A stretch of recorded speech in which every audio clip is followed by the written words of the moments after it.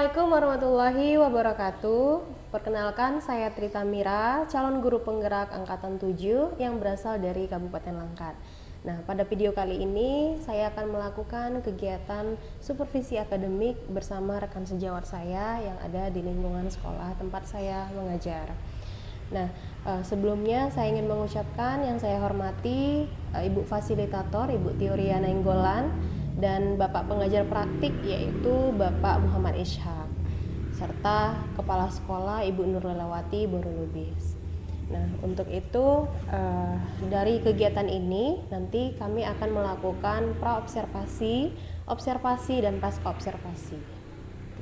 Baik Bu, nanti dalam kegiatan ini seperti yang Ibu ketahui bahwasannya kita akan melakukan pasca observasi dulu sebelum kegiatan observasi. Nah, sebelumnya Bu, kenapa ini Ibu mau saya observasi? Alasan terpenting saya kenapa saya mau diobservasi, yang pertama itu saya ingin melihat sejauh mana kompetensi saya sebagai guru. Jadi saya ingin melihat di mana kekurangannya dan di mana kelebihannya agar pembelajaran ke depan saya jika ada kekurangan saya dapat memperbaiki dan meningkatkan kompetensi saya sebagai seorang guru.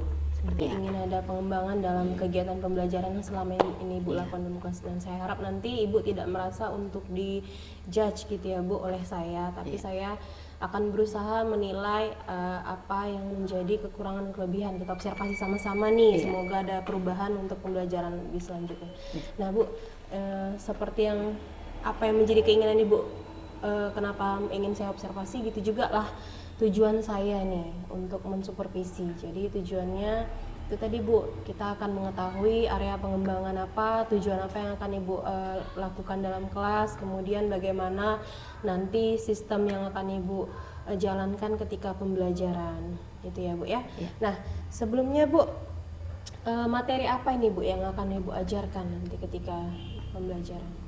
Oke, untuk materi yang saya ajarkan dalam proses supervisi ini mencakup 3 mata pelajaran. Yang pertama yaitu Bahasa Indonesia, PKN, dan juga SPDP sesuai dengan RPP yang ada. Jadi di Bahasa Indonesia ini materi apanya? Kalau di Bahasa Indonesia materinya itu karena kebetulan materinya itu mengenai menjaga kesehatan lingkungan sekolah ya. Jadi dalam Bahasa Indonesia itu bagaimana kita menemukan kosakata yang berkaitan dengan menjaga kesehatan lingkungan yang ada di sekolah. Kalau di materi PKN itu siswa dapat mengidentifikasi kegiatan yang menunjukkan keberagaman di sekitaran lingkungan sekolah. Dan SBDP itu siswa akan melengkapi kalimat yang berkaitan dengan kesehatan lingkungan yang ada di sekolah. Nah, artinya ada 3 mata pelajaran ya? Iya, 3 mata seperti pelajaran. yang kita ketahui bahwasannya di SD ini RPP itu tematik ya, Bu ya. Ada 3 cakupan pembelajaran. Nah, saya tadi dengar materinya menarik sekali. Nah, kemudian Bu, saya ingin tahu nih Bu, dari RPP yang sudah Ibu buat gitu kan, apa saja nih Bu tujuan yang akan Ibu capai dalam pembelajaran tadi? Oke, sesuai RPP-nya, tujuan pembelajaran itu yang pertama yaitu menyebutkan isi teks bacaan yang berkaitan dengan cara menjaga kesehatan lingkungan, khususnya lingkungan sekolah. Yang kedua itu, melalui metode diskusi, siswa menemukan kosakata yang berkaitan dengan cara menjaga kesehatan lingkungan sekolah. Dan yang ketiga, dengan mengamati gambar, siswa mengidentifikasi berbagai kegiatan di sekolah yang menunjukkan persatuan dalam keberagaman. Dan yang keempat, dengan penugasan, siswa dapat mengidentifikasi cara menjaga kebersihan lingkungan sekolah dengan benar. Artinya ada beberapa dari tujuan yang Ibu sebutkan tadi, ada beberapa kegiatan, saya ada diskusi. Ada diskusi juga. Ada menarik sekali kegiatannya, sepertinya akan seru nih dalam pembelajaran. Nah, kemudian Bu, dari yang Ibu sebutkan tadi, area pengembangan apa nih Bu yang akan Ibu capai? Untuk area pengembangan itu yang pertama itu mengembangkan kemampuan intelektual anak melalui pembelajaran yang berdiferensiasi. Kemudian yang kedua, mengembangkan kemampuan sosial emosional dalam menghadapi siswa yang memiliki keberagaman kemampuan, karena kita tahu ya setiap siswa itu memiliki kemampuan dan keberagaman yang berbeda-beda. Kemudian itu saja sih untuk metodenya. Nah, jadi dari area pengembangan yang Ibu capai tadi, saya ada mendengar diferensiasi ya Bu ya, artinya Ibu sudah menerapkan pembelajaran yang sesuai dengan kebutuhan siswa. Iya, sesuai dengan kebutuhan siswa. Nah, lalu Bu, strategi apa ini yang akan Ibu lakukan dalam kegiatan tersebut? Oke, strategi yang akan saya lakukan agar pencapaian pembelajaran ini yang pertama itu sudah pasti menyusun perangkat pembelajaran ya. Kemudian yang kedua, saya akan melakukan pengelompokan siswa sesuai dengan kebutuhan atau gaya belajarnya. Karena kita tahu ya, setiap siswa itu kan memiliki kebutuhan dan gaya belajar yang berbeda-beda ya kan. Kemudian yang ketiga itu saya akan memberikan aksi contoh nyata agar siswa itu mampu membedakan mana lingkungan yang bersih dan mana juga lingkungan yang kotor. Karena metode yang digunakan juga nanti ada metode gambar kan. Seperti itu. Nah, jadi strateginya saya dengar aja juga sudah cukup menarik nih. Nanti ketika observasi saya harap apa yang menjadi tujuan, kemudian apa capaian apa yang ingin Ibu capai dalam pembelajaran gitu kan, pengembangan gitu. Yang ingin Ibu harapkan dari siswa tersebut gitu. Saya harap bisa berjalan lancar nih. Kemudian ini Bu, kita mau kapan ini mau diobservasi? Besok boleh? Besok ya Bu ya, besok ready, berarti Ibu siap ya untuk saya observasi besok. Besok saya akan berada di kelas Ibu ketika Ibu melakukan pembelajaran tersebut. Nanti setelah itu baru kita akan berdiskusi lagi untuk pasca observasi ya Bu ya, dari hasil observasi yang saya amati tadi. Nah itu saja Bu, terima kasih untuk waktunya. Iya, sama-sama. Saya juga merasa senang bisa dilakukan observasi gitu kan. Jadi saya lebih tahu bagaimana sejauh mana potensi yang saya miliki sebagai seorang guru. Iya, artinya Ibu tidak merasa untuk saya gurui lagi nih ya Bu ya, karena kita kan kadang-kadang nanti saya juga ini yang minta disupervisi sama Ibu. Itulah gunanya rekan sejawat. Iya. Baik Bu, terima kasih. Mungkin anak-anak juga sudah masuk nih ya. Oke. Terima kasih Bu. Terima kasih kembali. Selamat pagi semuanya. Ya, sebelum kita belajar siapkan dulu ya ketua kelasnya Rapip ya. Semuanya duduk dulu biar Rapip yang menyiapkan kelasnya. Ayo, Rapip. Berdiri. Beri salam kepada Ibu Guru. Selamat pagi, Bu. Iya, sebelum kita belajar, kita berdoa dulu ya. Kita berdoa menurut agama dan kepercayaan masing-masing. Berdoa dimulai.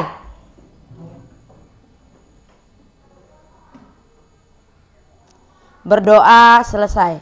Ya, semuanya boleh duduk kembali. Kita buka buku tema 4.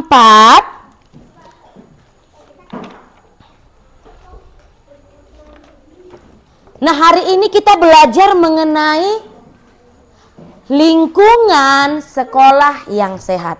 Tapi sebelum itu Miss mau nanya kabar dulu. Apa kabar semuanya? Baik. Yang sebelah sini apa kabarnya? Baik. Yang sebelah sana? Baik. Yang ini? Baik. Resipa kenapa? Sakit? Kenapa sakit? Demam? Iya, biar Resipa semangat belajar karena yang lainnya semangat belajar semua kan hari ini kan? Kita mau salam semangat dulu untuk Resipa. Masih ingat kan salam semangat kan? Yang ada apanya? Ada jempolnya, coba ya. Salam semangat. 1, 2, 3, ya. Semangat. Semangat. Hore! Iya, salam semangat. Jadi biar temannya yang baru sembuh lebih semangat untuk belajar ya kan? Iya. Hari ini kita belajar mengenai lingkungan belajar yang sehat. Siapa yang masih ingat lagunya? Jangan membuang sampah di mana? Ikuti Miss ya. 1, 2, 3, ya. Jangan membuang sampah di mana? Tepuk tangannya mana? Jagalah kebersihan di lingkungan. Sampah di rumahmu, sampah di halaman. Sapu dan bersihkan, buang di tempatnya. Sapu dan bersihkan, buang di tempatnya. Iya. Kenapa sampahnya harus diapai? Disapu dan dibersihkan dan dibuang kepada? Iya. Nah, coba hari ini kita mau melihat bagaimana sih lingkungan sekolah yang sehat dan yang tidak sehat. Jadi nanti anak-anak sudah bisa membedakan mana lingkungan sekolah yang sehat dan bagaimana lingkungan yang tidak sehat. Coba Miss tanya dulu ya. Coba siapa yang tahu ciri-ciri lingkungan sekolah yang sehat. Yang bagaimana itu ya? Yang bisa angkat tangannya. Ciri-ciri lingkungan sekolah yang sehat. Ada yang tahu? Pandu tahu? Enggak tahu? Siapa yang? Siapa? Iya, gimana contoh lingkungan sekolah yang sehat? Yang sehat? Ya Bilkis. Iya, tidak ada sampah. Itu ciri-cirinya. Apalagi? Tidak berbau. Iya, apalagi? Apa Rido? Hah? Sering disapu bisa juga ya kan? Kalau sering disapu kan tidak ada sampah dan bersih kan? Apalagi? Hah? Iya, udaranya sejuk, banyak pohon-pohon ya. Coba kalau nggak ada pohon di sekolah ini kan panas juga ya kan? Apalagi? Iya wangi, kita nyapu atau dipel lantai kelasnya ada wangi-wanginya. Coba wanginya yang nggak sedap kan nggak bagus juga kan? Apa Tir? Bersih ya kan? Ciri-cirinya apalagi coba di kelas ini yang membuat lingkungan jadi bersih? Ayo. Hah? Iya, disapu halamannya. Ada tong sampah di kelas. Iya kan? Kenapa perlu ada tong sampah di kelas? Iya, tempat membuang sampah ini enggak ada sampahnya. Bingung mau letak di mana ya kan? Siapa yang masih suka buang sampah ke lantai? Iya, suka buang sampah ke lantai tidak boleh. Coba kalau ini ya, contoh misalnya ada sampah plastik, Miss buang sampah di sini. Bagus enggak? Kotor enggak? Mana lebih bagus Miss buang sampah di lantai atau Miss buang di tong sampah?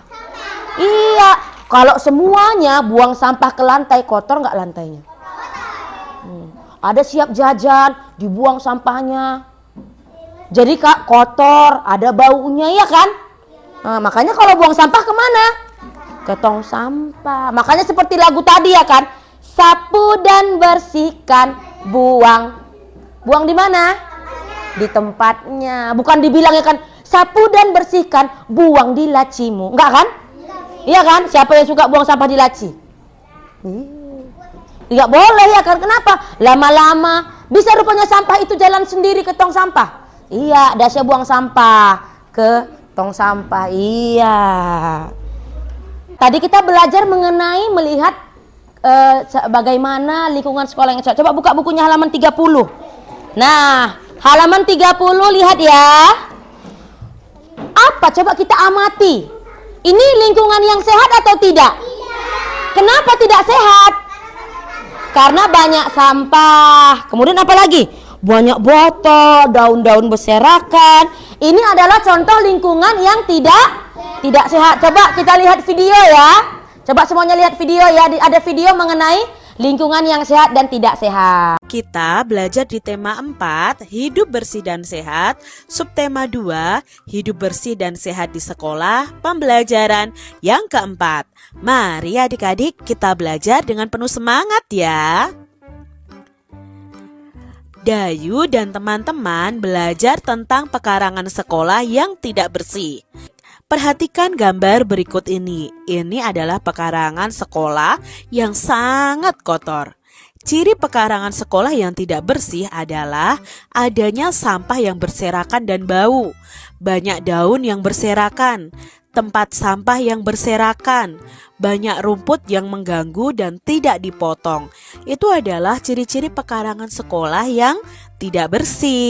Jadi dari tadi kita bisa membedakan ya, mana lingkungan yang sehat dan mana lingkungan yang tidak sehat. Nah, sekarang Miss kasih tugas. Nah, untuk kelompok yang ini Miss kasih tugas untuk menjodohkan. Ada gambar, mana gambarnya, mana tulisannya, mana yang cocok ya. Ini ya. Kemudian kelompok yang ini melengkapi kata. Misalnya Rani membuang titik-titik di tong sampah. Membuang apa? Nah, cocokkan nanti kata-katanya ya. Dilengkapi kalimat yang kosong ya, kata yang kosong ya. Dan kelompok yang ini tugasnya menyusun kata. Karena katanya tidak berurutan untuk menjadi kalimat yang baik. Jadi kelompok yang ini tugasnya adalah menyusun kata. Ingat ya, ini kelompok pertama ya. Kelompok pertama tugasnya menyusun kata menjadi kalimat yang baik. Kelompok yang kedua tadi ngapain? Melengkapi kata yang kosong. Kemudian kelompok yang ketiga menjodohkan gambar sesuai dengan kalimat. Nah, sudah selesai tugasnya? Iya, coba kelompok satu dulu ke depan. Yang menyusun kata tadi menjadi kalimat yang baik. Ayo, siapa ya? Iya, Iya, Nabila. Kalimat apa tadi Nabila yang disusun tadi? Kami membuang sampah di tong sampah. Iya, benar nggak? Kami membuang sampah di tong sampah. Kalimat yang baik nggak? Iya, tepuk tangan untuk kelompok 1. Iya, terima kasih. Ayo kelompok 2. Tadi katanya ada kata yang hilang. Kalimatnya tadi apa ya? Janu membuang titik-titik sembarangan. Apa jawabannya? Ayo, Rapip ke depan. Apa jawabannya Rapip? Apa jawabannya? Coba dibaca. Tadi kan ada yang hilang kan? Janu membuang titik-titik sembarangan. Apa jawabannya? Tidak boleh membuang sampah. Ini, Janu membuang. Sampah sembarangan. Iya, Janu membuang sampah sembarangan. Berarti yang titik-titik tadi diisi dengan kata sampah. Iya, tepuk tangan untuk kelompok 2.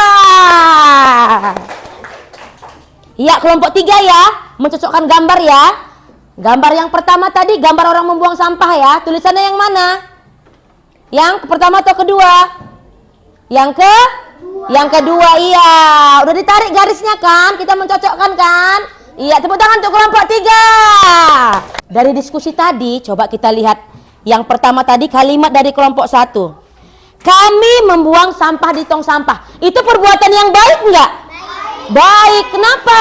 Biar lingkungan menjadi Kalau lingkungan bersih, lingkungan kita menjadi sehat. Kita pun tidak mudah sakit. Kelompok yang kedua tadi, Janu membuang titik-titik sembarangan. Jawaban tadi sampah. Janu membuang sampah sembarangan. Baik enggak itu?